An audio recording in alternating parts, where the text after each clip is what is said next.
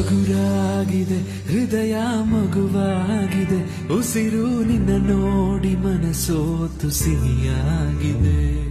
ಕಳುವಾಗಿದೆ ಅಳುವು ಕಳುವಾಗಿದೆ ಯಾಕೋ ನಿನ್ನ ನೋಡಿ ಮಾತೆಲ್ಲ ಸ್ವರವಾಗಿದೆ ಅಭಿರಾಮ ನಾನು ಅಭಿಸಾರಿಕೆ